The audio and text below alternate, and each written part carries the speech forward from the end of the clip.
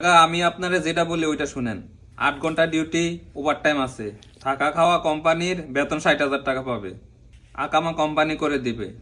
আকামার জন্য কোনো সমস্যা নেই আপনার।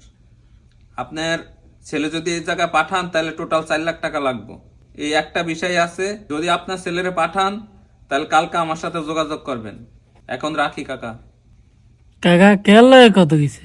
আমগো এলাকার মুখলেস কাকার লগে। কাকা কোন মুখলেস? তোর এত কিছু জানি না লাভ আছে? আপনি ভিসা পাইবেন কই?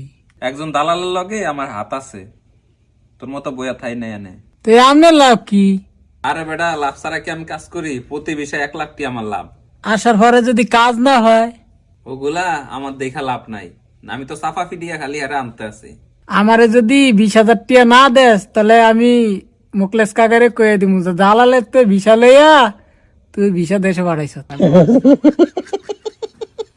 তুইও কি আমার মতো দালালি আরম্ভ করতেছিস নাকি? আজকেতে আমিও আপনার মতন দালাল।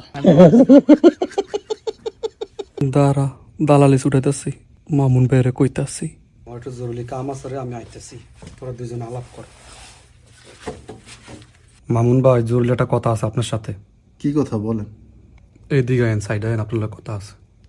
কি এমন জরুরি কথা আবার সাইডে যাইতে হইব? চলেন।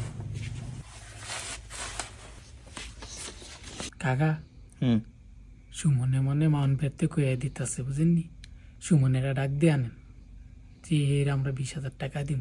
কাকা সুমনে যদি কয়া দেয় তাহলে তো আমও যাইব, সালাও যাইব। দাঁড়ান আমি দেখলে কয়নি। আচ্ছা ঠিক আছে, তুই দেখ গিয়া।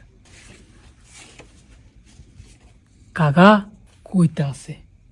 তাই তার তো পুরা সর্বনাশ তাইলে।